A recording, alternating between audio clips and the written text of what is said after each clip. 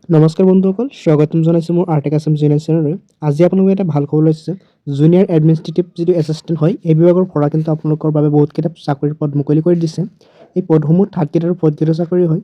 ইয়াতে শিক্ষাগত অৰ্হতা একেবাৰে কম হ'লে হৈ যাব। ইয়াতে আপোনালোকৰ শিক্ষাগত অৰ্হতা বয়স সম্পূৰ্ণ তথ্য ভিডিঅ'টোৰ মাজত গম পাই যাব।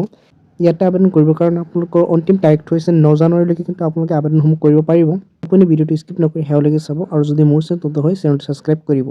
তো ফ্ৰেণ্ডসকল, আপোনালোকে দেখা পাইছে APSC JAA ৰিকুৱাৰমেণ্ট 2025। ইয়াৰ অৰ্গেনাইজেশ্যন নেমটো হৈছে আপোনালোকৰ আছাম পাব্লিক ছাৰ্ভিচ কমিশ্যন।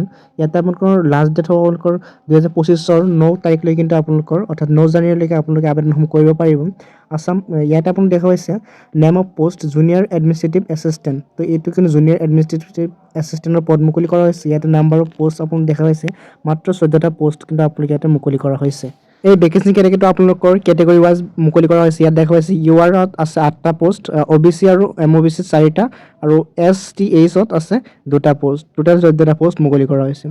লগতে আপোনালোকে স্কেল পে 14,000ৰ পৰা আপোনালোকে 70,000 টকা কিন্তু আপোনালোকে দৰমহাটো লাভ কৰিব। ইয়াতে দেখা পাইছে। তো ৰিলেটেড আৰ্টিকলটো হৈছে আপোনালোকে APSC ৰিকুৱাৰমেণ্টৰ তৰফৰ পদ মুকলি কৰা হৈছে। তো এজ লিমিটেড যদি আপুনি চাব ইয়াতে আপোনালোকে দেখা পাইছে candidate should not less than 21 years 21 বছৰতকৈ কম হয় কিন্তু আপোনালোকে ইয়াতে আবেদন কৰিব নোৱাৰিব আৰু 40 বছৰতকৈ বেছি হ'লে আপোনালোকে আবেদনসমূহ কৰি ল'ব নোৱাৰিব।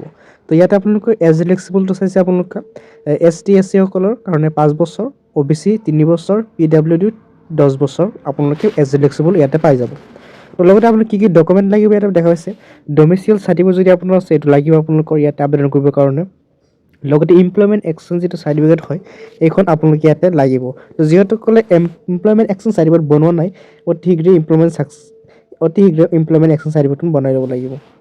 তাৰপিছত আপুনি এডুকেশ্যন কোৱালিফিকেশ্যন দেখা হৈছে বেচেলাৰ্ছ ডিগ্ৰী ইন আৰ্টছ ছায়েন্স আপোনালোকে কিন্তু BSc বা আপোনালোকৰ BA পাছ কৰিব লাগিব, তেতিয়া আপোনালোকে ইয়াতে চাকৰিসমূহ লাভ কৰিব। আবেদন কৰাৰ কাৰণে আপুনি কেটেগৰী ৱাইজ কিন্তু আপোনালোকৰ ফিজ এটা দিব লাগিব।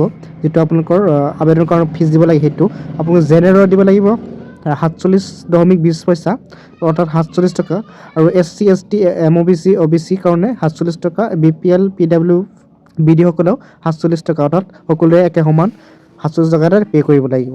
তো লগতে আপোনালোকে আবেদন কেনেকৈ কৰিব সম্পূৰ্ণ প্ৰচেছ এইখন পেজত পাই যাব। তো এই পেজখনৰ লিংক মই ডিছক্ৰিপশ্যনত দি থৈছোঁ, তাৰ পৰা আপোনালোকে ইয়াত চাব পাৰিব। ইয়াতে দেখা পাইছে আপোনালোকৰ অনলাইন এপ্লিকেশ্যন ফৰ্ম আপোনালোকৰ 20 তাৰিখৰ পৰা কিন্তু আপোনালোকে আবেদনসমূহ কৰিব পাৰিব। এই মাহৰ অৰ্থাৎ ডিচেম্বৰৰ 20 তাৰিখলৈকে 20 তাৰিখৰ পৰা আপোনালোকে এই আবেদন ষ্টাৰ্ট হ'ব। তো আপোনালোকে আবেদনসমূহ কৰি ল'ব পাৰিব। 20 তাৰিখৰ পিছত মই ইয়াৰ ওপৰত এটা ভিডিঅ' বনাম। তো আপোনালোকে ভিডিঅ' চাবৰ কাৰণে মোৰ চেনেলটো ছাবস্ক্ৰাইব কৰি ৰাখিব আৰু এনেকুৱা ইনফৰ্মেটিভ ভিডিঅ'বোৰ আপোনালোকে ডেইলি পাই থাকিবৰ কাৰণে মোৰ চেনেলটো ছাবস্ক্ৰাইব কৰি ৰাখিব। আপোনাৰ বন্ধু বান্ধৱীসকলক ভিডিঅ'টো শ্বেয়াৰ কৰি দিব যাতে সিহঁতে আপডেটসমূহৰ বিষয়ে গম পায়। লগ পাম অন্য এটা ভিডিঅ'ত। ধন্যবাদ।